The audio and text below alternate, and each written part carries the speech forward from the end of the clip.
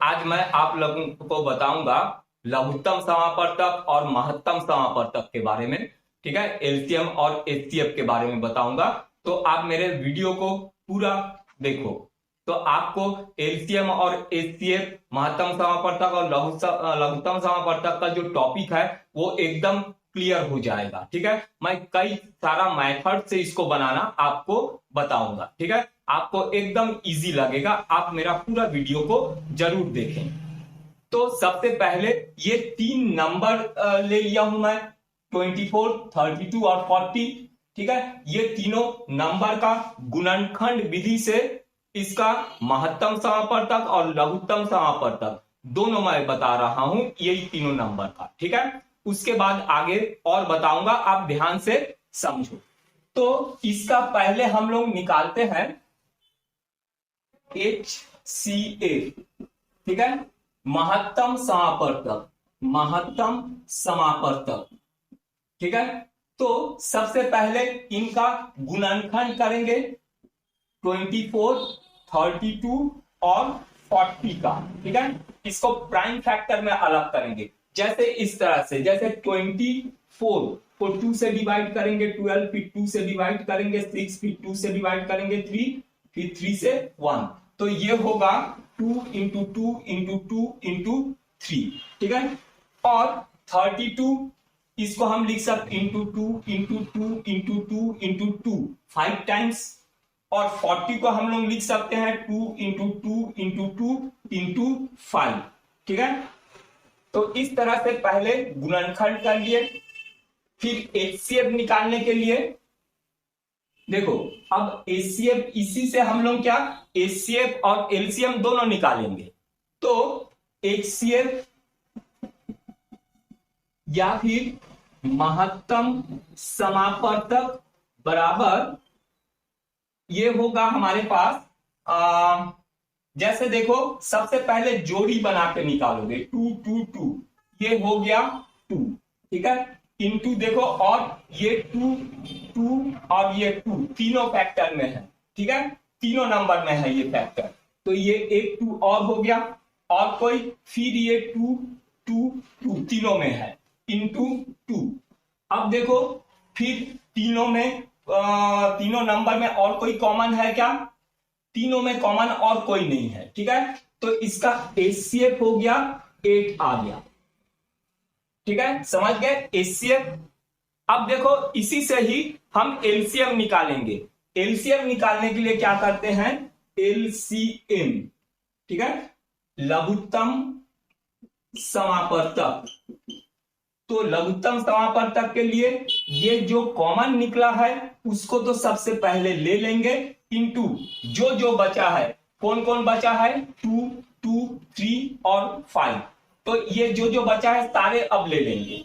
तो ये यहां पर हमारे पास 3 बचा है, इंटू ये 2 2 सा 4 बचा है, और इंटू 5 बचा है। जो जो बचा है उनको ले लिए। तो इसको मल्टीप्लाई करेंगे तो ये हो जाएगा 4 5 20, 3 8 24, माने 480। ये आ जाएगा हमारा एचसीएफ और इसी का एलसीएम। ठीक है, ये तीन नंबर का एचसीएफ 8 महत्तम समापवर्तक और लघुत्तम समापवर्तक एलसीएम जो आ जाएगा 480। ठीक है, अब देखो, अब मेरे वीडियो का भी छोड़ो मत, अभी मैं बहुत सारा इंपॉर्टेंट चीज आपको बताऊंगा, अभी भाग विधि से भी बताऊंगा। ठीक है, इसी तीन नंबर को अब देखो भाग विधि से हम लघुत्तम समापवर्तक और महत्तम समापवर्तक किस तरह से निकालते हैं। ठीक है, अब हम इन्हीं तीन नंबर का हम एलसीएम और एचसीएफ भाग विधि से निकालेंगे। ठीक है, तो देखो सबसे पहले ये तीनों नंबर को 24 32 24 32 और 40। ठीक है, सबसे पहले हम निकालेंगे एचसीएफ, महत्तम समापवर्तक निकालेंगे। ठीक है, तो महत्तम समापवर्तक निकालने के लिए सबसे पहले वो नंबर ढूंढो जिस नंबर से तीनों के तीनों डिवाइड हो जाए। तो सबसे छोटा नंबर ही ले लेते हैं, चलो 2। 2 से सभी कोई डिवाइड होंगे, तो ये हो जाएगा 12, ये हो जाएगा 16 और ये हो जाएगा 20। ठीक है, अब फिर से एक नंबर ढूंढो जो तीनों संख्याओं को भाग दे दे। तो फिर 2 से होंगे, देखो सब भाग जाएंगे 2 से, तो ये हो जाएगा 6, ये हो जाएगा 8 और 20 ये हो जाएगा 10। फिर देखो कोई सेम नंबर जिससे ये तीनों के तीनों भाग हो जाए, तो ये 2 से फिर से ये भाग हो गया, ये हो गया 3, यहां 4 और यहां 5।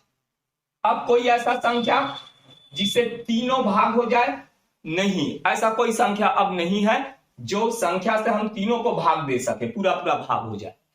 तो यहां पर HCF जो आ गया 2 इंटू 2 इंटू 2, ये HCF आ गया। HCF 2 into 2 into 2 is equal to 8, ये HCF आ गया। ठीक है, जब तक किसी एक संख्या से सभी के सभी संख्या को हम भाग दे सकते हैं, ठीक है, वो संख्या से हम पहले भाग दे दिए। ठीक है, अब कोई ऐसा संख्या नहीं है जिससे तीनों के तीनों जो बचे हुए हैं वो भाग चले जाए। ठीक, अब क्या करते हैं, अब देखो हम इसी से निकालेंगे एलसीएम। ठीक है, अब कोई सिंगल नंबर भी हम ढूंढ सकते हैं जिससे कोई एक जन भी भाग चले जाए या 2 जन भाग चले जाए। तो 3 से अगर भाग देते ये अकेला भाग चले गया 8, 4 और 5 ऐसे ही रहेगा। फिर हम 4 से डिवाइड कर देते हैं। ठीक है, तो ये 1 हो जाएगा, ये 4 1 होगा और ये 5 डिवाइड नहीं हो रहा, 5 को ऐसे रहने देते हैं।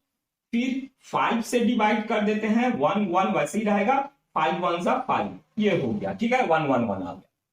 अब इसको अगर गुना कर देंगे, नीचे दिख रहा है, हाँ ठीक है, अब ये इसको अगर गुना कर देंगे तो ये हमारा एलसीएम निकल जाएगा। ठीक है, लघुत्तम समापवर्तक। देखो अब ये हो गया हमारे पास 2 into 2 into 2 into 3 into 4 into 5। ठीक है, तो इसको अगर हम गुना करेंगे 8 3 8 24 और 20 480।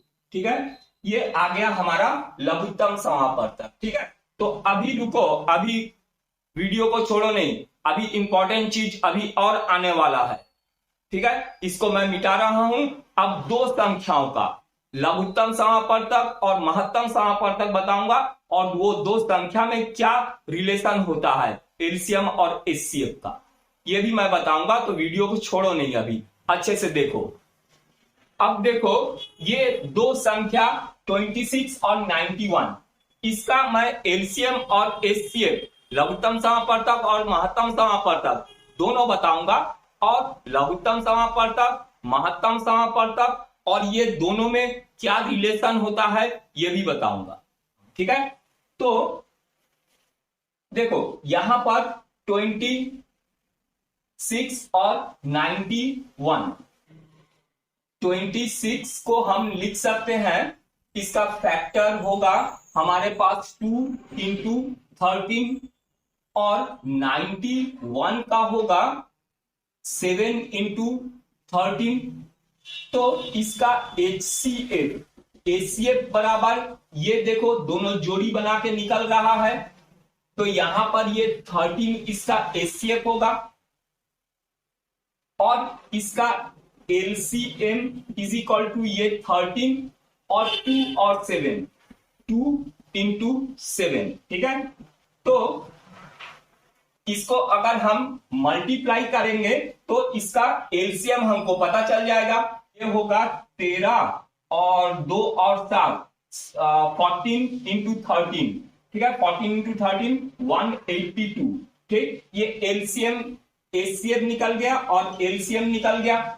अब देखो रिलेशन क्या होता है, ये अगर ए है और ये बी है 2 संख्या, तो यहां पर होता है एलसीएम इंटू एचसीएफ बराबर ए इंटू बी, ए इंटू बी। इसका मतलब क्या हो गया, 2 संख्याओं का गुणनफल, 2 संख्याओं का गुणनफल जो है उसका एलसीएम और एचसीएफ के गुणनफल के बराबर होता है।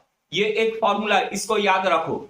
ठीक है, तो देखो जैसे अगर हम लोग ये 26 और 91 को मल्टीप्लाई करेंगे तो जितना आएगा उतना ही आएगा ये 13 और 128 को अगर मल्टीप्लाई करेंगे, माने एलसीएम और एचसीएफ को मल्टीप्लाई करने से जितना आएगा 26 और 91 को मल्टीप्लाई करने से उतना ही हमको मिलेगा।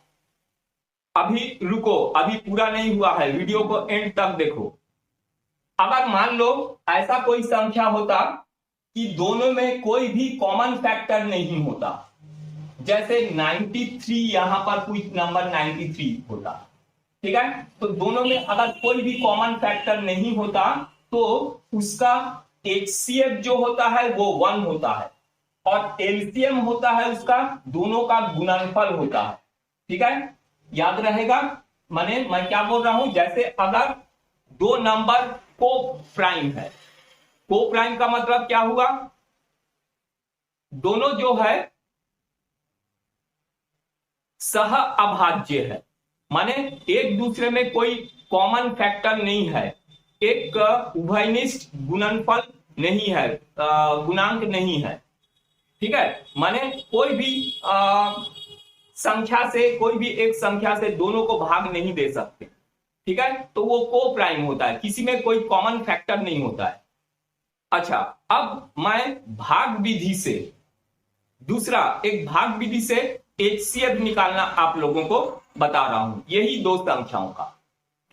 अब हम इसी दो नंबर का भाग विधि से एचसीएफ निकालेंगे, महत्तम समापन, ठीक है। तो आप मेरे वीडियो को देखना और मेरा जो डिस्क्रिप्शन बॉक्स को एक बार चेक जरूर करना, उसमें मैं एक और लिंक दे दूंगा एलसीएम और एचसीएफ का, उससे भी आपको बहुत अच्छे से और अच्छे से समझ में आ जाएगा, ठीक है। तो चलो भाग विधि से हम एचसीएफ निकालना देखते हैं, महत्तम समापवर्तक।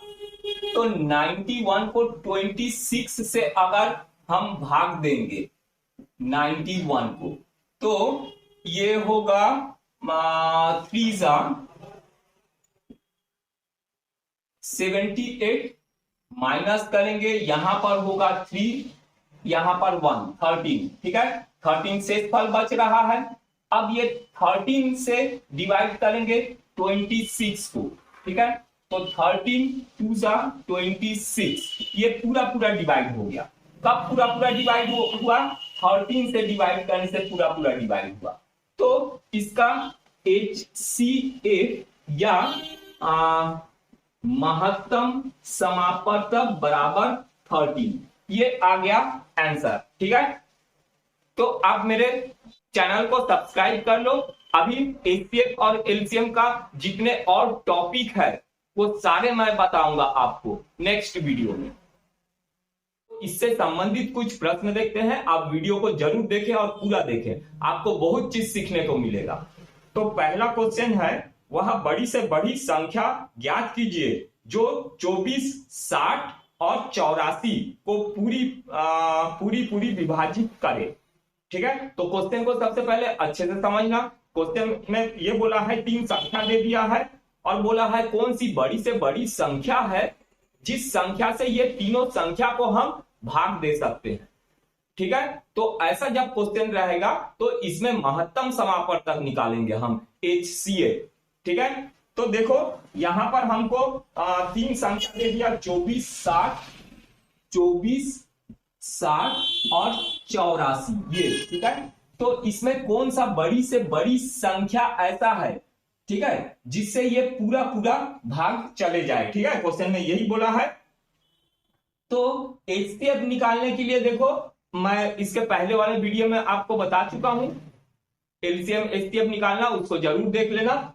तो यहां पर हम एचसीएफ अगर इससे निकालना चाहे तो क्या करते हैं, एचसीएफ निकालने के लिए कि वो कौन सा संख्या है जिससे ये पूरा पूरा भाग चले जाए, तो वो होगा इसका एचसीएफ, महत्तम समापवर्तक, ठीक है। तो देख के पता चल रहा है ये 12 से सभी कोई भाग चले जा रहा है, तो इसका महत्तम समापवर्तक जो है 12 है, ठीक है। तो देखो अगर डायरेक्ट पता नहीं चल रहा कौन सा संख्या बड़ा संख्या, तो हम 2 से कर लिए इसको भाग, तो ये हो गया 12 और यहां पर 30 और यहां पर 42, फिर 2 से कर दो, सबको ही 2 से भाग हो रहा है, तो यहाँ 6, यहाँ 15 और यहाँ पर 21। ठीक है, अब देखो 3 से सब कोई भाग जा रहा है, तो 3 से जिस संख्या से सभी कोई भाग जा रहा है उसी संख्या से करेंगे। तो यहां पर 2 होगा, यहां पर 5 होगा, यहां पर 7 होगा। अब कोई ऐसा सिंगल नंबर नहीं है जिससे हम सभी को डिवाइड कर सकते हैं। ठीक है, तो बस यहीं पर हम रुक जाएंगे। तो इसका HCF बराबर या महत्तम समापवर्तक बराबर ये 2 गुणित 2, 2 गुणित 2 गुणित 3 बराबर 12। अभी रुको, वीडियो छोड़ के जाना नहीं, अभी मैं आपको बहुत सारा चीज बताऊंगा जो आपको जानना जरूरी है। ठीक है, इसका तो आंसर आ गया कि 12, वह संख्या क्या है, 12 है। ठीक है, जिससे ये पूरा के पूरा भाग चले जाएगा। इस क्वेश्चन को मैं समझा रहा हूं, बहुत अच्छे से समझो। यहां हमको दिया है एक कमरे की बीमाएं 18 मीटर, 12 मीटर तथा 10 मीटर है। बड़े से बड़ा वह पैमाना ज्ञात कीजिए जिससे तीनों बीमाएं पूरी नापी जा सके। मैंने क्या बोला है, एक कमरे का लंबाई चौड़ाई ऊंचाई दे दिया है, हमको एक ऐसा स्केल लेना है जिससे वो पूरा नप जाए। जैसे देखो, जैसे ये बोर्ड को नापना है लंबाई और चौड़ाई, तो एक स्केल ऐसा लेंगे जिसको अगर इस तरह से हम इस तरह से नापेंगे तो यहाँ पूरा यहाँ तक नप जाना चाहिए। ऐसे नहीं लास्ट में इतना बच गया या लास्ट में थोड़ा सा बच गया। ठीक है, और उसी स्केल से हम ये चौड़ाई को अगर ऐसा नापेंगे तो वो पूरा नप जाना चाहिए। ऐसा ही नहीं कि लास्ट में इतना सा बच गया थोड़ा सा। ठीक है, उसी स्केल से जिसमें लंबाई चौड़ाई और ऊंचाई पूरा नप जाए। ठीक है, समझ गए क्वेश्चन को? ये है क्वेश्चन। इस ऐसा जब क्वेश्चन पूछता है तो इसमें भी हमको महत्तम समापवर्तक ज्ञात करना पड़ता है, जो लंबाई चौड़ाई और ऊंचाई दिया हुआ है। ठीक है, तो क्वेश्चन मेरे पूरे वीडियो को आप लोग अच्छे से देखो, आपको बहुत सारा चीज सीखने को मिलेगा। तो देखो इसका आंसर क्या होगा। यहां पर हमको 18, 12 और 10 दे दिया है, 18, 12 और 10 दे दिया है।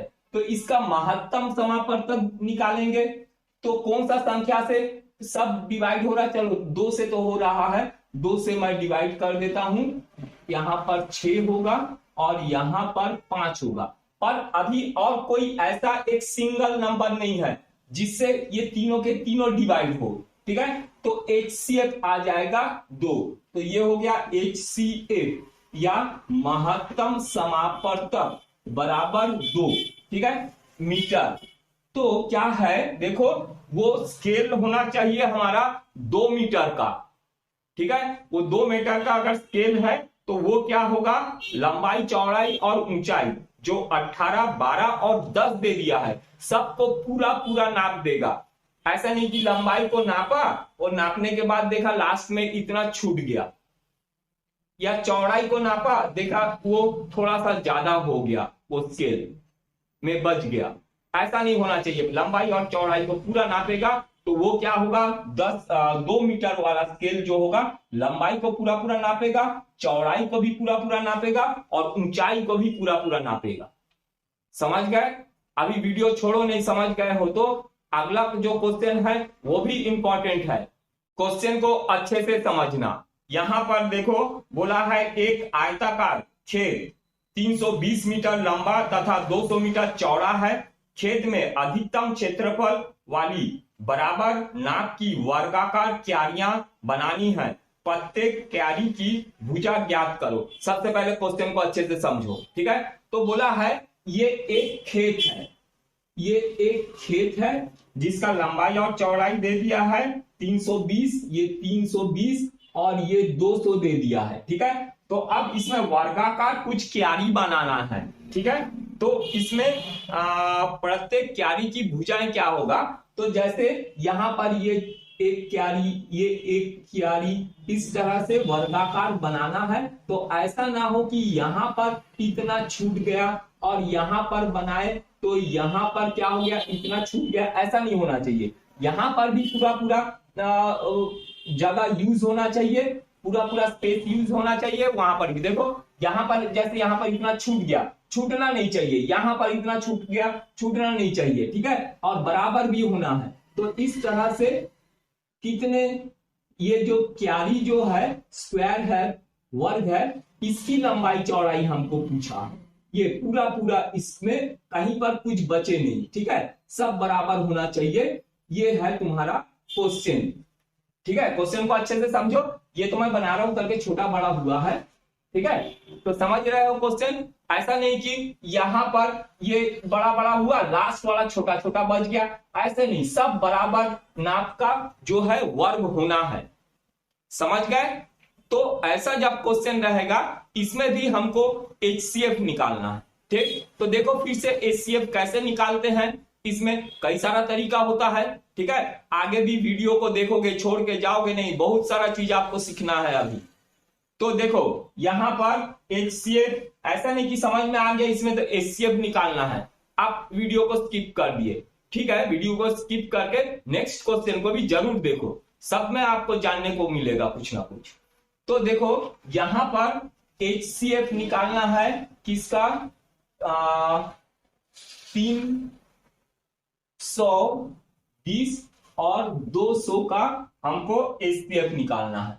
तो HCF निकालने के लिए कौन सा संख्या जिससे दोनों भाग चले जाना है, चलो 10 को ले लेता हूं, ठीक है, तो यहां पर 32 और यहां पर 20 होगा। अब कौन सा नंबर जो दोनों को भाग दे दे, 4 ले लेता हूं, 4 8 32 होता है और 4 5 20 होता है। अब कौन सा संख्या दोनों को भाग देगा, कोई संख्या नहीं है ऐसा जिससे दोनों भाग चले जाए, एक को छोड़ दो, 1 से होता ही है हर कोई, उसको छोड़ देना। तो 8 और 5 को कोई ऐसा संख्या नहीं है दोनों को भाग दे, तो बस यहीं पर रुकेंगे। तो ये महत्तम समापवर्तक माने HCF इज इक्वल टू इसका हो जाएगा 40 गुणित 10, 4 गुणित 10 बराबर 40 मीटर। तो ये जो है ये वर्गों का नाप जो है 40 40 40 40 40, यहां भी 40 40 40 40 करेंगे तो पूरा के पूरा जो है खेत भर जाएगा। क्वेश्चन को मैं समझा रहा हूं, सबसे पहले क्वेश्चन को अच्छे से आप समझो। यहां पर दिया है 3 आयताकार खेतों के क्षेत्रफल क्रमशः 200 वर्ग मीटर, 250 वर्ग मीटर तथा 300 वर्ग मीटर है। तीनों खेत में बराबर क्षेत्रफल की क्यारियां बनाई गई है। प्रत्येक क्यारी की चौड़ाई 5 मीटर है, उसकी अधिक से अधिक लंबाई ज्ञात करो, ठीक है। तो क्वेश्चन को मैं समझा रहा हूं, क्वेश्चन को सबसे पहले समझो, ठीक है। तो देखो क्या बोला है, 3 आकार का ऐसा खेत है, ये एक आकार हो गया, उससे थोड़ा बड़ा है एक तो, और एक तो जो है उनसे भी बड़ा खेत है, ये आयताकार है, ये वर्गाकार हो रहा है, जगह नहीं है करके ये आयताकार है, ठीक है, हाँ आयताकार है। तो अब यहां पर हमको बोला है कि इस तरह के जो है इस तरह का क्यारी बनाना है, ये ऐसा, ठीक है, इस तरह से, और सभी का क्षेत्रफल जो है बराबर होना चाहिए। इसका क्षेत्रफल जितना होगा उतना ही क्षेत्रफल का यहां पर भी होना चाहिए। यहां पर ऐसा नहीं कि उतना क्षेत्रफल का 3 हो गया और ये पोर्शन बच गया इतना, ये नहीं, ये भी उतना ही होना चाहिए। इसका क्षेत्रफल जितना है सबका क्षेत्रफल उतना ही होना है, यहां पर भी सबका क्षेत्रफल उतना ही होना है, ठीक है। ऐसा नहीं है कि इतना जो है पोर्शन तुम्हारा बच जाए या छूट जाए या इतना पोर्शन बाहर निकल जाए, ऐसा नहीं होना चाहिए। इसका क्षेत्रफल और इनका भी क्षेत्रफल, और वैसा ही अगर इसमें भी बनाएंगे तो पूरा पूरा ये बनना चाहिए, यहां पर नीचे भी पूरा पूरा बनना चाहिए, उतना ही क्षेत्रफल का, ठीक है, समझ रहे हो क्वेश्चन को। ऐसा नहीं कि ये वाला उतना ही क्षेत्रफल का थोड़ा सा बाहर निकल गया, ऐसा ही नहीं, इतना ही क्षेत्रफल सबका होना चाहिए, ठीक है। तो इसकी चौड़ाई दे दिया है, लंबाई ज्ञात करना है। तो सबसे पहले हम ये निकाल लेते हैं उसका क्षेत्रफल कितना होगा, ये जो है इसका क्षेत्रफल कितना होगा ये निकालना है। तो ऐसा क्वेश्चन रहेगा तो भी इसमें HCF हम निकालेंगे, ठीक है, आप मेरे हर वीडियो को देखना, तब आपको पता चलेगा किस केस में हम एलसीएम निकालना है, किस केस में हमको एचसीएफ निकालना है। मैं सारे चीज आपको बताऊंगा। ठीक है, तो चलो इसका एचसीएफ तो निकाल ही सकते हो, निकाल लोगे। इसका मतलब यह नहीं कि वीडियो को छोड़ के चले गए, पूरा देखो किस तरह से होता है। तो हमको एचसीएफ निकालना है 200, 250 और 300 का। तो ऐसा कौन सा संख्या है जो सभी को भाग दे दे? तो 10 हमको दिख रहा है, 10 को मैं लिख देता हूं, तो 20 हो जाएगा, ये 25 होगा, ये 30 होगा। अब 5 से सबको ही भाग चले जाएगा, तो 5 से भाग देंगे 4, और यहां 5 और यहां पर 6 होगा। अब कोई ऐसा कोई सिंगल नंबर नहीं है जो तीनों को भाग दे दे। तो इसका महत्तम समापवर्तक माने HCF बराबर 10 गुणित 5, 5 गुणित 10 बराबर 50 मीटर। ठीक है, तो इसका जो है क्षेत्र वर्ग मीटर, इसका जो है 50 वर्ग मीटर इसका क्षेत्रफल होगा। तो हमको क्या बोला है, चौड़ाई दे दिया है, तो लंबाई निकालना है। ठीक है, तो लंबाई लेंथ या लंबाई बराबर क्या होगा, क्षेत्रफल, क्षेत्रफल बटे चौड़ाई, क्षेत्रफल बटे चौड़ाई, यही होगा। क्षेत्रफल बटे चौड़ाई, तो लंबाई बराबर क्षेत्रफल आया है 50 और चौड़ाई हमको दे दिया है क्वेश्चन में, देखो 5 दे दिया है, तो 10 मीटर। तो इसकी लंबाई जो है 10 मीटर का, चौड़ाई 5 मीटर का, 10 मीटर 5 मीटर, 10 मीटर 5 मीटर, ऐसा करेंगे तो यहां पर क्या पूरा वहीं तक एंड होगा। ठीक है, क्वेश्चन समझ गए? इसे समझो, क्वेश्चन को अच्छे से समझो। क्वेश्चन में दिया है वह बड़ी से बड़ी संख्या ज्ञात कीजिए जिससे 134, 159, 184 से भाग देने पर प्रत्येक दशा में 9 शेष बच जाए। क्वेश्चन समझा रहा हूं, देखो समझो। क्वेश्चन में बोला है 134, ये 134 और 159, 159 और 184, ये तीनों नंबर को कौन सा एक ऐसे नंबर से हम भाग दें कि हर बार हमको 9 जो है इसका शेषफल बच जाए, रिमाइंडर जो है शेषफल 9 बचे। तो सबसे पहले क्या काम करेंगे, 9 को अलग कर लेते हैं, सब में से 9 को माइनस कर लेंगे। ठीक है, तो 9 को अगर माइनस करेंगे तो ये होगा 125 और यहां हो जाएगा 150 और 175, 175।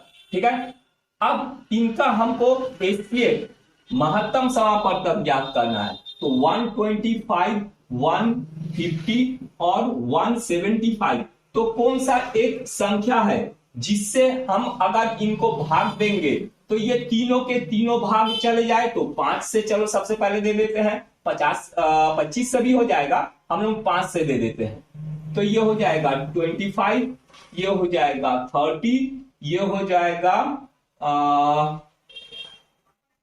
35।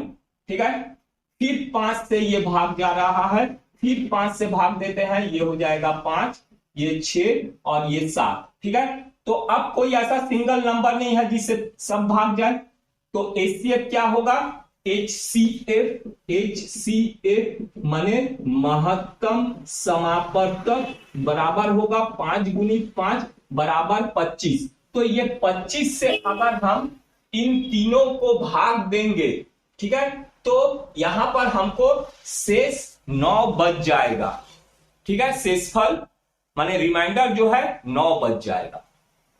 चलो एक क्वेश्चन और देखते हैं। आप अभी मेरे वीडियो को छोड़ो मत, अभी बहुत सारा चीज आपको पता चलेगा। इसके बाद आपको पता चलेगा कि डिवाइड मेथड हम कब लगाते हैं एचसीएफ फाइंड करने के लिए, महत्तम समापवर्तक निकालने के लिए भाग विधि हम कब करते हैं, ये आपको पता चलेगा नेक्स्ट क्वेश्चन में।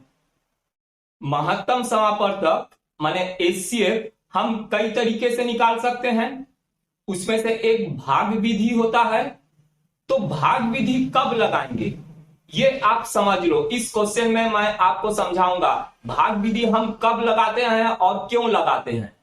ठीक है, तो क्वेश्चन को सबसे पहले समझो, फिर मैं इसको बता रहा हूं। अब ये वीडियो को आप पूरा देखो। ठीक है, तो बहुत सारा चीज आपको जानने मिलेगा जो कि बहुत जरूरी है आप लोगों को जानना।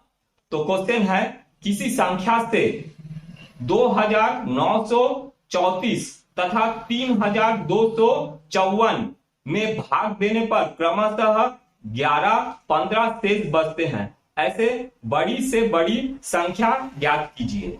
तो क्वेश्चन को अच्छे से देखो, इसमें हमको मालूम है एचसीएफ ही निकालना है हमको। ठीक है, तो देखो एचसीएफ का कई विधि है, हमको यहां देखना भाग विधि से ही हम इसको बना पाएंगे, गुणनखंड विधि से बहुत मुश्किल जाएगा। ठीक है, यहां पर महत्तम समापवर्तक निकालना। तो चलो पहले क्वेश्चन को सॉल्व करते, जब महत्तम समापवर्तक निकालेंगे मैं बता रहा हूं क्यों इसको भाग विधि से निकालेंगे। तो देखो हमको दे दिया है दो संख्या 2934 और 3254। ठीक है, तो देखो क्वेश्चन में हमको बोला है कि ये दोनों नंबर में भाग देने पर क्रमशः 11 और 15 शेष बचे, -11 -15। ठीक है, तो देखो -11 करेंगे 2923 होगा, और यहां पर 15 अगर माइनस करेंगे तो 3239 ये होगा। अब देखो यहां पर हमको भाग विधि से भी महत्तम समापवर्तक निकालना पड़ेगा। यहां पर जैसे हमको 2923, ठीक है, और 3239, इसका महत्तम समापवर्तक हम लोग क्या गुणनखंड विधि से निकालते हैं। तो गुणनखंड इसमें पता नहीं चल रहा कि दोनों कौन सा संख्या से दोनों के दोनों भाग जाए। 2, 3, 4, 5, 6, 7, 13, 17, 19 किसी से ये भाग नहीं जाने वाला, हमको पता नहीं चल रहा है। ठीक है, कि इसका महत्तम समापवर्तक क्या होगा। यहां हम भाग विधि लगाते हैं। जैसे देखो इन दोनों को अगर हमको भाग भी देना हो 2923 और यहां पर 3239, ये किससे कैंसिल, अगर मैं आपको बोलता हूं इसको कैंसिल करो, अब बताओ कौन सा नंबर से आप कैंसिल करोगे। 2 से होगा क्या, नहीं होगा। 3 से, 4 से, 5 से नहीं होने वाला कैंसिल ये। तो इस केस में हम भाग विधि लगा देते हैं।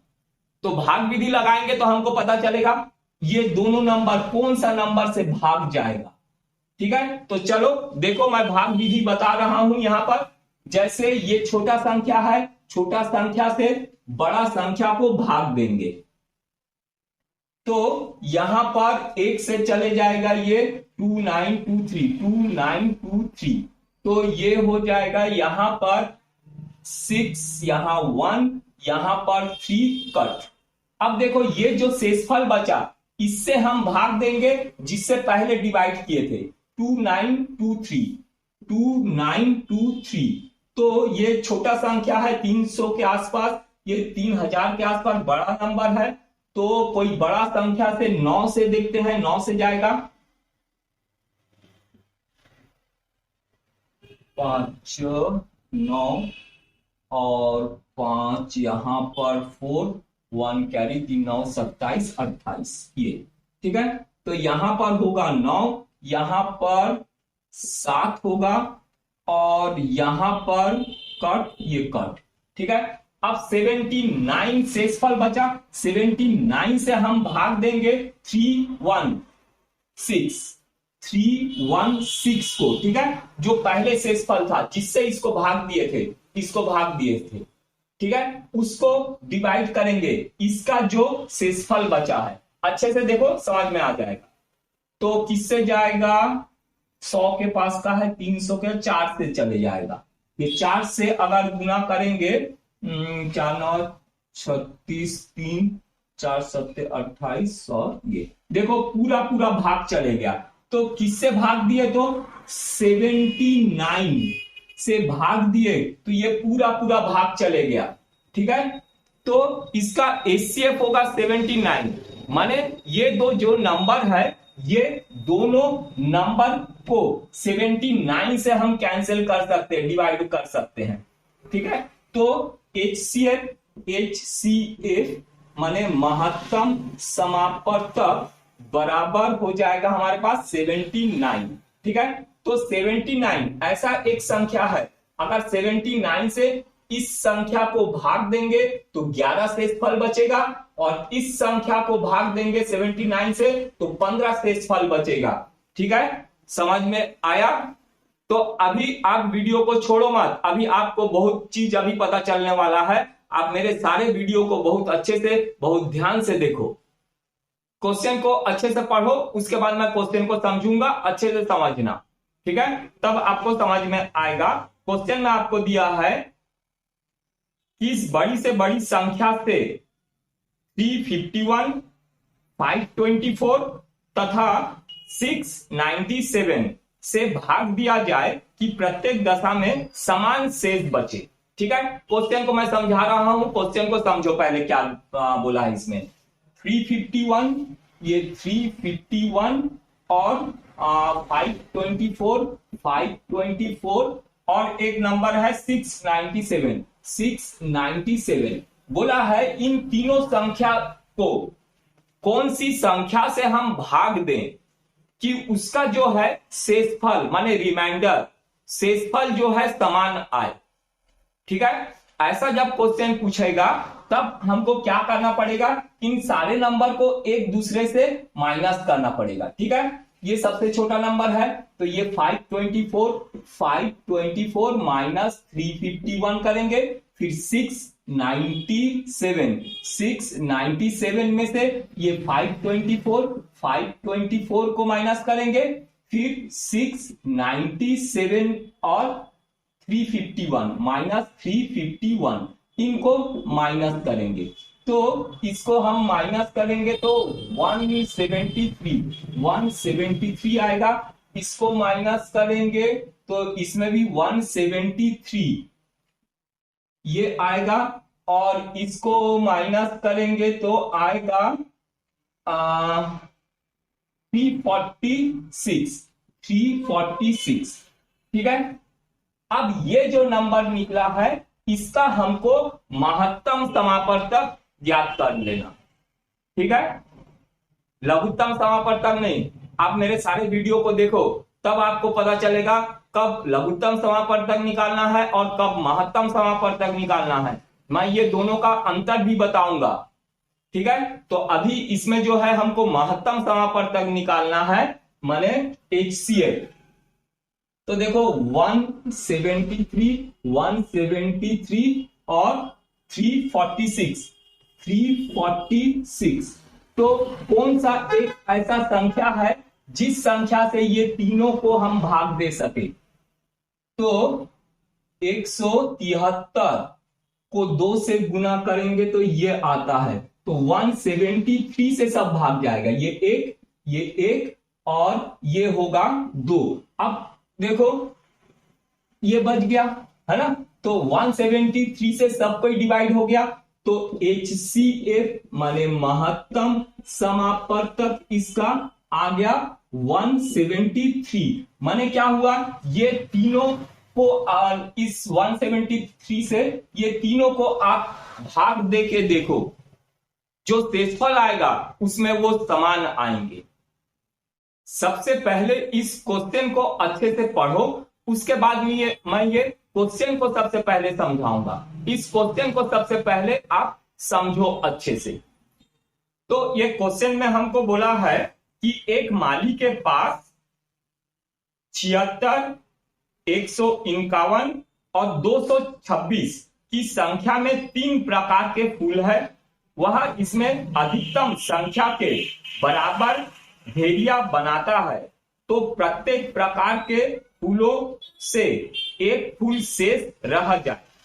प्रत्येक ढेरी में फूलों की संख्या ज्ञात करो।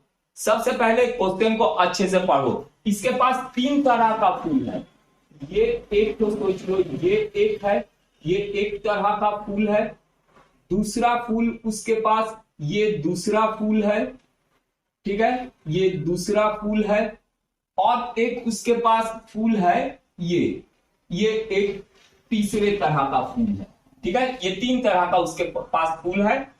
एक में है उसके पास 76, 76, 151 और एक में है 226। उसको इसमें से इस तरह से ढेरी बनाना है फूलों का। ठीक है, इस तरह से फूलों का वो ढेरी बनाएगा। और ये एक तरह का फूल है और ये दूसरे तरह का फूल का भी जो है वो इस तरह से ढेरी बनाएगा। ठीक, इस तरह से ढेरी कई तरह बनेंगे और इसमें से भी वो इस तरह का ढेरी इस तरह से बनाएगा। ठीक है, तो इस सारे ढेरी जो देख रहे हो इसमें समान संख्या का फूल होना चाहिए और सभी में एक एक फूल बच जाए। लास्ट में क्या होगा, एक एक फूल उसके पास तीनों तरह का एक एक फूल बच जाएगा। तो एक ढेरी में वो कितने फूल रखे कि ऐसा हो कि सभी में समान रहे ढेरी और लास्ट में एक फूल बच जाए सब में से। तो ऐसा जब रहेगा इसका हम महत्तम समापवर्तक याद करते। देखो एक बच गया तो एक एक इसमें से माइनस कर दो। 76, 76 माइनस 1, उसके बाद 151 माइनस 1, 226 माइनस 1। तो यहां पर हमको मिलेगा 75 और यहां पर 150 और यहां पर 225। ठीक है, तो चलो देखते हैं कितने कितने फूल का ढेरी बनाना है, एक ढेरी में कितने फूल रहेंगे। तो इसका महत्तम समापवर्तक निकालेंगे 75, 150 और 225। ठीक है, तो महत्तम समापवर्तक के लिए कौन सा ऐसा संख्या है जिससे तीनों के तीनों भाग चले जाए। 5 से जाएगा ये तो दिख ही रहा है, 25 से भी भाग हो जाएगा, तीनों जो है 25 से भी भाग हो जाए। तो चलो 25 से ही दे देते हैं। 25 से भाग देंगे तो यहां पर 3 बचेगा, यहां पर 6 बचेगा, यहां पर 9 बचेगा। अब कौन सा संख्या तीनों को भाग दे सकते हैं, वो 3 है। तो यहां 1 होगा, 2 होगा, यहां पर 3 होगा। तो महत्तम समापवर्तक इन दोनों का गुणनफल होगा। तो महत्तम समापवर्तक माने HCF बराबर 25 इंटू 3 75। ये आ जाएगा आंसर 75। माने क्या हुआ, एक एक सारे ढेरी में अगर हम 75 75 75 सब फूल रखेंगे तो तीनों प्रकार का फूल एक एक तो जो है वो बच जाएगा। अगर बोलता कि एक भी फूल ना बचे तो क्या करते, हम ये 1 से जो माइनस किए हैं 1 से माइनस नहीं करते, सीधा जो तीनों नंबर है इसका महत्तम समापवर्तक निकाल देते। तो देखो सबसे पहला क्वेश्चन हमको सॉल्व करना है, वह छोटी से छोटी संख्या ज्ञात कीजिए जो 18, 21, 24, 27 से पूरी तरह विभाजित हो जाए। तो सबसे पहले क्वेश्चन को समझो। यहां पर हमको 4 नंबर दे दिया है 18, 21, 24 और 27। बोला है एक ऐसा छोटी से छोटी संख्या ज्ञात करो, जैसे सोच लो कुछ 2, 5, 6, 9, 1 ऐसा कुछ भी एक नंबर। ठीक है, उस नंबर को ये चारों नंबर डिवाइड कर दे। ठीक है, वो नंबर जो है 18 से भी डिवाइड हो जाए, 21 से भी, 24 से भी और 27 से, ये चारों नंबर से डिवाइड हो जाए, वो एक इस तरह से एक संख्या हमको निकालने बोले। ठीक है, तो जब इस तरह का क्वेश्चन रहेगा तब याद रखना इसमें हमको एलसीएम निकालना पड़ता है, लघुत्तम समापवर्तक। ठीक है, तो आपको समझना है कब लघुत्तम समापवर्तक और कब महत्तम समापवर्तक निकालना है। ठीक है, आप मेरे सारे वीडियो को देखो, लघुत्तम समापवर्तक, महत्तम समापवर्तक के, तो मैं हर वीडियो में आपको कुछ ऐसा चीज बताऊंगा जो आपका बहुत काम आएगा। तो आप मेरे सारे वीडियो को देखा करो अच्छे से। क्वेश्चन समझ गए होंगे, तो इसका हमको एलसीएम निकालना है। एलसीएम लघुत्तम समापवर्तक मैंने कैसे निकालते हैं, जैसे 2 से शुरू करते, 2 से भाग देंगे तो यहां पर 9 होगा, 21 वैसे ही रहेगा, ये 12 होगा, 27 नहीं जाएगा, वैसा ही रहेगा। फिर 2 से हम भाग दे सकते हैं तो 2 से भाग देंगे, 9 वैसे ही रहेगा, 21 वैसे ही रहेगा, 12 का 6 हो जाएगा, 27 वैसे ही रहेगा। फिर हम लोग 6 है, 2 से फिर भाग दे सकते हैं, 9 21 अपने जगह में रहेगा, 6 का हो जाएगा 3 और 27 अपने जगह में रहेगा। अब 2 से कोई भाग नहीं जाएगा, अब 3 से भाग देते हैं, 3 से भाग देंगे तो ये हो जाएगा 3, यहाँ 7 होगा, यहाँ 1 होगा। अच्छा ये 27 है, 27, तो ये 9 हो जाएगा। फिर 3 से हम भाग देंगे तो ये 1 होगा, ये 7 अपने जगह में, 1 अपने जगह में, ये हो जाएगा 3। फिर 3 से हम भाग देते हैं तो ये हो जाएगा 1 7 1 1, ठीक है।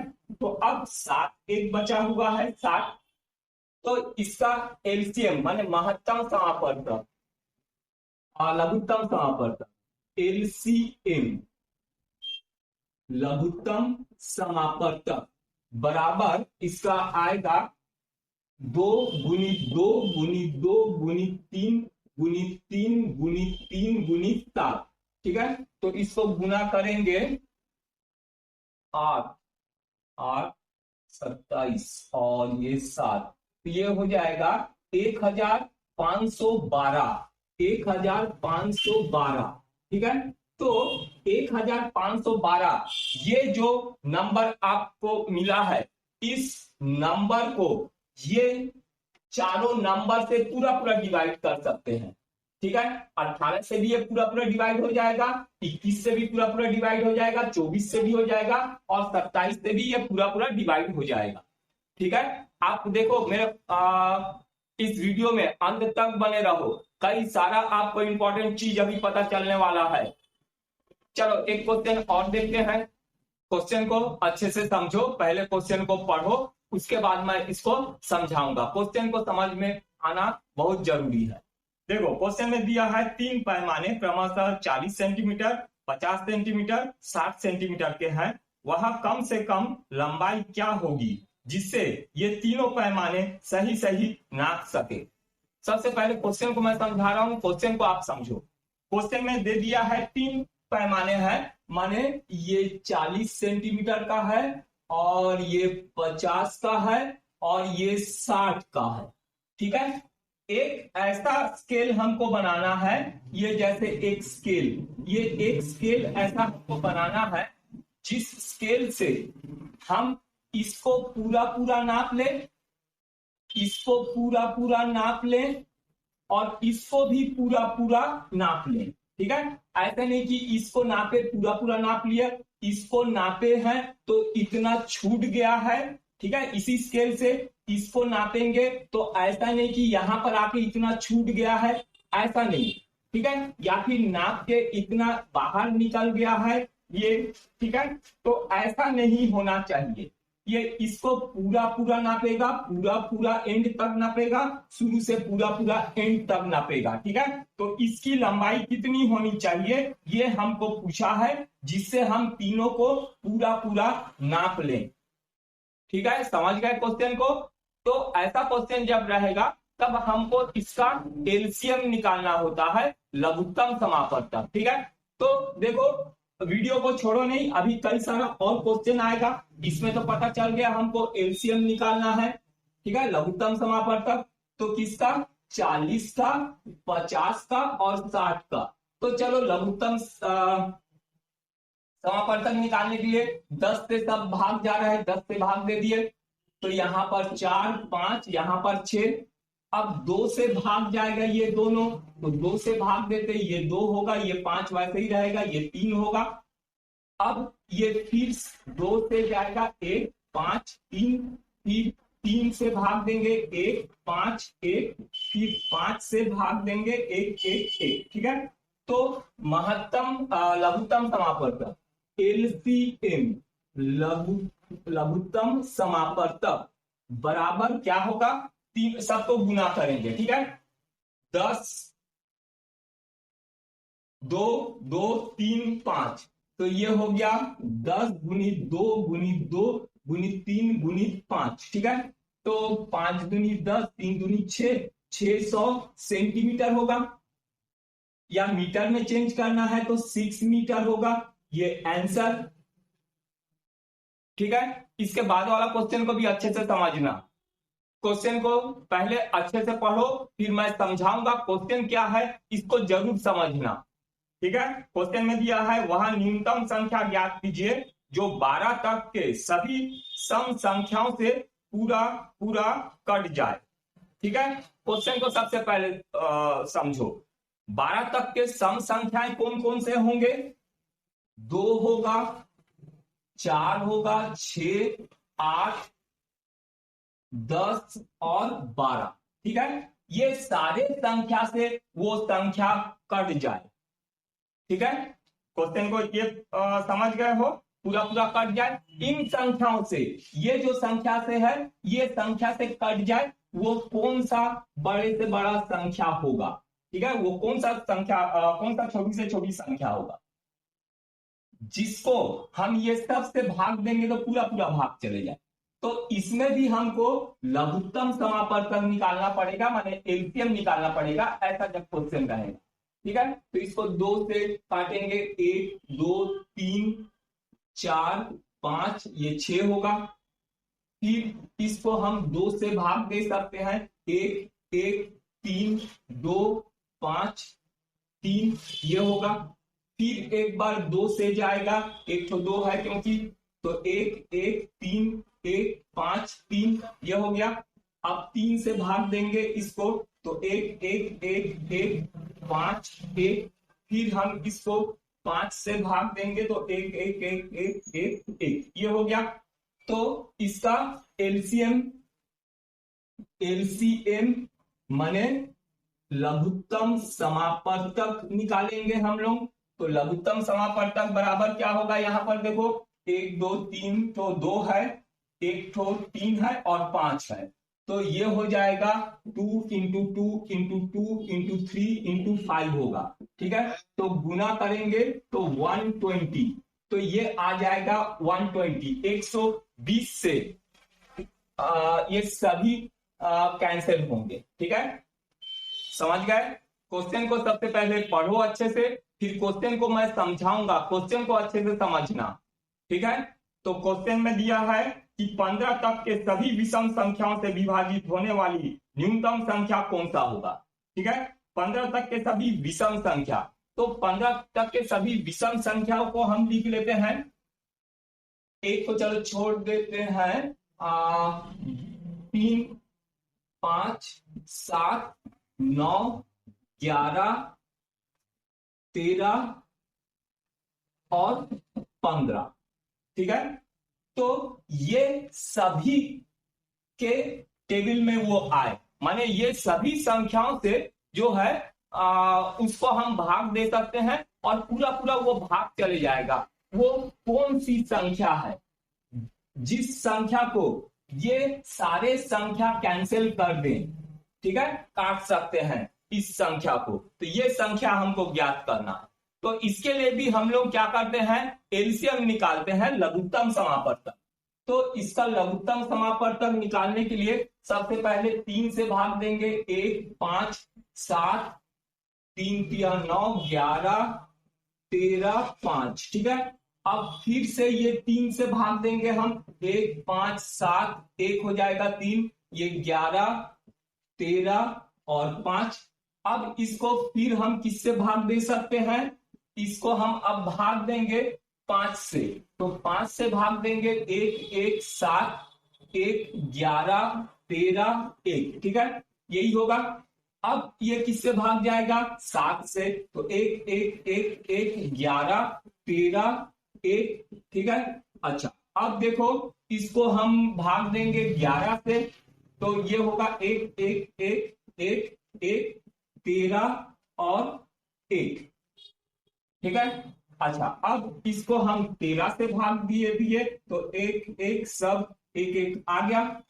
तो इसका लघुत्तम समापवर्तक एलसीएम लघुत्तम समापवर्तक बराबर 3, 3, 5, 7, 3 गुणित 3 गुणित 5 गुणित 7 गुणित 11 गुणित 15। ठीक है, 11 गुणित 13। ठीक, ये संख्या को गुना करेंगे 3 3 5 7 11 13। तो ये होगा गुना करेंगे तो 540454 45,045। ठीक है, तो ये आ जाएगा आंसर। इस संख्या को इन सभी से भाग देंगे तो पूरा पूरा भाग चले जाएगा। समझ गए? चलो एक और देखते हैं। क्वेश्चन को अच्छे से समझो। वहां छोटी से छोटी संख्या ज्ञात कीजिए जो 20 तक के सभी अभाज्य संख्याओं से पूरी पूरी कट जाए। ठीक है, क्वेश्चन समझ गए?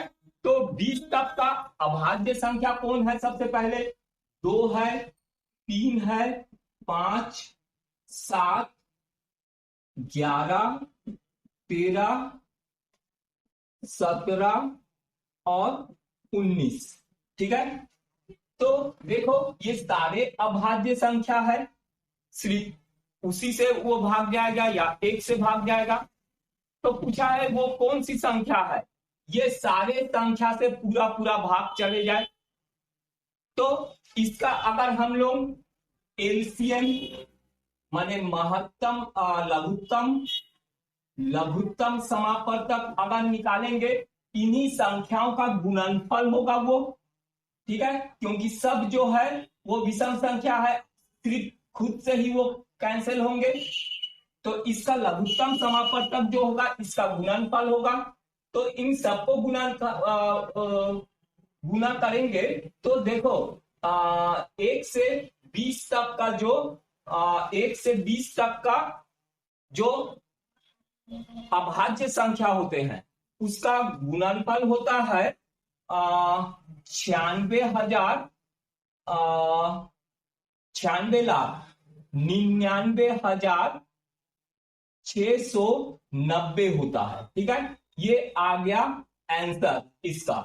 ठीक है, तो इस संख्या को इन सारे संख्याओं से अगर भाग देंगे तो सभी से ये पूरा पूरा भाग चले जाएगा। ठीक है, चलो एक क्वेश्चन और समझो। क्वेश्चन को सबसे पहले अच्छे से पढ़ो, कि क्वेश्चन को मैं समझाऊंगा आपको, क्वेश्चन को अच्छे से समझना। ठीक है, क्वेश्चन में बोला है कि 3 साइकिल सवारों की चाल क्रमशः 10 किलोमीटर प्रति घंटा, 12 किलोमीटर प्रति घंटा, 15 किलोमीटर प्रति घंटा है। तीनों द्वारा चली गई कम से कम वह दूरी ज्ञात कीजिए जिससे वो पूर्ण घंटों में समय ले। इसका मतलब क्या हुआ ये समझो। 3 साइकिल है, 10, 12, 15, इसका स्पीड दे दिया है 10 किलोमीटर और 15 किलोमीटर प्रति घंटा, 10, 12 और 15 किलोमीटर प्रति घंटा है। तो इन लोग जब चलेंगे, ठीक है, हो सकता पहला वाला कुछ किलोमीटर चला है, दूसरा वाला कुछ किलोमीटर चला है, तीसरा वाला कुछ किलोमीटर चला है। ठीक है, तो इसका जो समय है पूर्ण घंटे में होना चाहिए। जैसे ये 2 घंटे में और ये 3 घंटे में, ये 5 घंटे में, या अपने ये जो है हो सकता 2 घंटे में पहुंच गया, और ये हो सकता है 3 घंटा लिया, ये हो सकता 5 घंटा लिया। पूरा पूरा घंटे में होना चाहिए। कितनी दूरी वो तय करेगा। ऐसा नहीं कि ये 5 घंटा और 15 मिनट लिया, ऐसा नहीं, या 4 घंटा 30 मिनट लिया, ऐसा नहीं होना चाहिए। ये घंटे में पूरा पूरा होना चाहिए। ये 5 ले, ये 3 ले, ये चाहे 2 ले। ठीक है, कौन कितना किलोमीटर का सफर ऐसा तय हो सकता है तीनों द्वारा, कि समय जो है पूर्ण घंटे में हो। क्वेश्चन समझ गए? तो ऐसा जब क्वेश्चन रहेगा तब भी हमको क्या करना है, लघुत्तम लेना है। तो इसमें हम एलसीएम लेंगे। तो ये सबसे पहले 5 से देख लेते हैं। तो ये हो जाएगा 2, ये 12, ये 3, फिर इसको चलो 3 से कर लेते हैं, 2, 12, 1, फिर इसको 2 से, अच्छा यहां पर 3 से करेंगे तो 4 होगा, फिर चलो 2 से कर लेते हैं तो यहां पर 1 होगा, 2 होगा और ये 1 होगा, फिर 2 से करेंगे 1, एक एक, ठीक है। तो लघुत्तम समापवर्तक माने एलसीएम इज इक्वल टू क्या होगा, 5 3 2 2, 5 गुणित 3 गुणित 2 गुणित 2, तो ये हो जाएगा 5 गुणित 10 3 गुणित 6 माने 60 किलोमीटर। 60 किलोमीटर जब चलेंगे इन लोग, ठीक है, 60 किलोमीटर चलेंगे तो इनका क्या होगा, समय पूरा पूरा घंटे में होगा। जैसे इसका 5 इसका 3 ऐसा 2 ऐसा घंटे में पूरा पूरा होगा, ठीक है, 60 किलोमीटर। क्वेश्चन को अच्छे से पढ़ो, उसके बाद मैं समझाऊंगा, क्वेश्चन को आप अच्छे से समझना। क्वेश्चन में दिया है वह छोटी से छोटी संख्या ज्ञात कीजिए जो पूर्ण वर्ग ही हो और 3 4 7 10 12 से पूरी पूरी विभाजित भी हो, ठीक है। जो संख्या होना चाहिए वो एक पूर्ण वर्ग होना चाहिए, माने परफेक्ट स्क्वायर होना चाहिए, और ये सारे संख्याओं से वो पूरा पूरा भाग चले जाना चाहिए। 3 4 7 3 4 7 10 12 10 और 12। क्वेश्चन को समझ गए होंगे, ठीक है। ये सब से भाग जाना चाहिए और वो एक पूर्ण वर्ग होना चाहिए, ठीक। तो सबसे पहले ये तो मालूम है, इस टाइप का क्वेश्चन जब भी रहेगा उसका हमको एलसीएम निकालना है। तो एलसीएम सबसे पहले चलो 2 से कर लेते हैं, 3 2 7 5 6 यही होगा। फिर इसको 2 से कर लेते हैं, 3 1 7 5 3 होगा। अब 3 से करेंगे, 3 से तो 1 1 7 5 1। अब ये 5 से होगा तो 1 1 7 1 1। अब ये 7 से जाएगा, ठीक है। तो 1 1 1 1 1 ये हो गया। तो इसका लघुत्तम समापवर्तक माने एलसीएम ये आएगा 2 गुणित 2 गुणित 3 गुणित 5 7, 5 गुणित 7। इसको गुना कर दोगे तो उसका लघुत्तम हो जाएगा। पर इसको गुना करने से जो है वो पूर्ण वर्ग नहीं बनेगा, वो संख्या जो है एक पूर्ण वर्ग भी होना है, ठीक है। और इन संख्याओं से पूरा पूरा भाग जाना है। तो ये पूर्ण वर्ग कब होगा, देखो 2 गुणित 2 ये पूर्ण वर्ग है, 2 गुणित 4, 3 एक बार है तो 1 3 उसमें और गुना कर दिए, 5 एक ठो है तो 1 5 और गुना कर दिए, 7 एक ठो है तो उसमें और एक 7 का गुना कर दिए, ठीक है। तो ये सब पूर्ण वर्ग होंगे। 4 9 25 49 पूर्ण वर्ग है, ठीक है। इसको गुना करेंगे जो आएगा वो भी एक पूर्ण वर्ग होगा। तो इसको गुना करेंगे तो कितना होगा, 2 दूनी 4 5 5 25 400 हो गया यहाँ पर, 3 3 9 7 7 49 माने 441 और 2 ठो 0, ठीक है। ये पूर्ण वर्ग है, ठीक है। 2100 का वर्ग ये होता है, 210 का वर्ग ये होता है, ठीक है। ये पूर्ण वर्ग है। और ये जो संख्या है 44100 ये पूर्ण वर्ग है। और ये सारे संख्याओं से ये पूरा पूरा भाग चले जाएगा, ठीक है। समझ गए। आप मेरे सारे वीडियो को देखो और अगर पसंद आए तो इसको लाइक और शेयर जरूर करो। समापवर्तक और महत्तम समापवर्तक ये दोनों में क्या रिलेशन होता है, ठीक है। तो देखो लघुत्तम एलसीएम इंटू एचसीएफ, ठीक है, माने लघुत्तम समापवर्तक गुणित महत्तम समापवर्तक बराबर ए गुणित बी, दो संख्याओं का गुणनफल, ठीक है।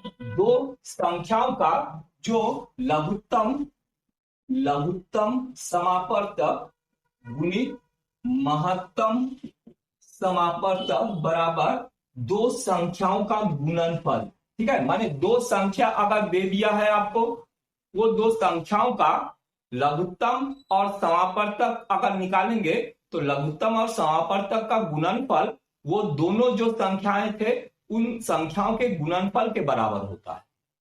ठीक है। तो चलो कुछ क्वेश्चन देख लेते हैं। एक क्वेश्चन हमको दिया है, दो संख्याओं का महत्तम समापवर्तक 11 तथा लघुत्तम समापवर्तक 693 है। यदि एक संख्या 77 हो तो दूसरी संख्या ज्ञात करो। ठीक है, तो देखो ये फॉर्मूला इसमें हम रख देते हैं। तो ये फॉर्मूला में हमको क्या क्या दे दिया है, देखो महत्तम समापवर्तक माने HCF हमको दे दिया है 11 और LCM बराबर हमको दे दिया है 693। ठीक है, और इसमें से एक संख्या हमको दे दिया है 77 और दूसरा संख्या हमको निकालना है। ठीक है, तो यही फॉर्मूला में वैल्यू पुट कर देते हैं। लघुत्तम है उसका 693 इंटू HCF है 11 is equal to 77 into b. तो b बराबर हमको मिल जाएगा 693 इंटू 11 डिवाइडेड बाई 77। तो 11 से कैंसिल करेंगे 7 से इसको कैंसिल करेंगे तो ये हो जाएगा 99। तो आंसर आएगा 99। ठीक है, एक संख्या 77 है और दूसरा संख्या जो है 99 है। ठीक, तो उसका एलसीएम 11 और 69। ठीक है, समझ गए। चलो एक और क्वेश्चन देखते हैं। अच्छा, अब देखो क्वेश्चन में हमको दिया है कि 3/7, 2/5, 5/14 का महत्तम समापवर्तक तथा 2/9, 3/14, 7/20 का लघुत्तम समापवर्तक ज्ञात करो। अगर संख्याएं भिन्न में दिया रहे इस तरह से अंश और हर न्यूमरेटर डिनोमिनेटर में दिया रहे और हमको महत्तम समापवर्तक माने एचसीएफ निकालने बोले, तब हम क्या करेंगे, जो हमको एचसीएफ निकालने बोला है महत्तम समापवर्तक, तो ऊपर वाले का महत्तम समापवर्तक निकालेंगे। महत्तम समापवर्तक माने HCF ऊपर वाले का और नीचे वाले का लघुत्तम समापवर्तक माने LCM निकालेंगे। ठीक है, तो देखो इसका ऊपर HCF महत्तम समापवर्तक निकालना है 3, 2 और 5। इसका HCF हो जाएगा तुम्हारे पास देखो ये सब को प्राइम है, को प्राइम। ठीक है, सह अभाज्य, तो इसका तुम्हारा HCF 1 होगा। कोई भी कॉमन फैक्टर नहीं है इसमें, एक जो है बस कॉमन फैक्टर। तो इसका HCF महत्तम समापवर्तक 1 होगा और LCM लघुत्तम समापवर्तक 7, 5 और 14 लघुत्तम समापवर्तक निकालना मालूम है। 7, 5 और 14 का लघुत्तम समापवर्तक निकालेंगे। 5 गुणित 10 और 14, तो 14 गुणित 5 माने 70, ये 1/70 आएगा। ठीक है, इसका महत्तम समापवर्तक HCF ऊपर वाले का महत्तम समापवर्तक निकाले। महत्तम समापवर्तक इसका 1 होगा क्योंकि इसमें कोई भी कॉमन फैक्टर नहीं है, ये सब को प्राइम है, सह अभाज्य जिसको बोलते हैं। ठीक है, और नीचे वाले का हमको लघुत्तम समापवर्तक निकालना है, तो इसका लघुत्तम समापवर्तक 70 होगा। वैसे ही नीचे हमको लघुत्तम समापवर्तक निकालने बोला। ठीक है, एलसीएम, तो ऊपर वाले का लघुत्तम समापवर्तक, लघुत्तम समापवर्तक माने LCM ऊपर का और नीचे का महत्तम समापवर्तक HCF निकालेंगे। ठीक है, तो चलो देखते हैं इसका लघुत्तम समापवर्तक LCM 237। ठीक है, तो इसमें कोई भी कॉमन फैक्टर नहीं है, तो 42। ठीक है, 42 बटे और उसका HCF महत्तम समापवर्तक नीचे वाले का महत्तम समापवर्तक निकालेंगे माने HCF। तो इसमें कॉमन क्या है, तीनों में कॉमन कोई भी नहीं है, तीनों में कॉमन तो 1। ठीक, तो ये हो जाएगा इसका महत्तम समापवर्तक और ये आ गया लघुत्तम समापवर्तक ये। ठीक है, समझ गए, एकदम सिंपल है। क्वेश्चन को अच्छे से पढ़ो। इसमें दिया है दो संख्याओं का गुणनफल 1500 है, दोनों का महत्तम समापवर्तक 10 है दोनों संख्याओं का लघुत्तम समापवर्तक ज्ञात करो। ठीक है, दो संख्याओं का गुणनफल माने वो संख्या a गुणित b बराबर दे दिया है 1500। अच्छा, और महत्तम समापवर्तक, महत्तम समापवर्तक माने HCF हमको दे दिया है 10, और हमको बोला है लघुत्तम समापवर्तक ज्ञात करना। लस माने LCM इज इक्वल टू हमको निकालना है। ठीक है, तो हमको मालूम है formula LCM into HCF is equal to product of two number, दो नंबर का गुणनफल। ये है फॉर्मूला, इसमें हम बस रख देंगे, आंसर आ जाएगा। LCM हमको निकालना है। ठीक है, HCF हमको 10 दे दिया है और दोनों का गुणनफल दे दिया है 1500। ठीक है, तो LCM is equal to 1500 divided by, ये 10 को इधर शिफ्ट कर दिए, ये कैंसिल हो गया, तो LCM आ जाएगा 150। ये आ गया आंसर। ठीक है,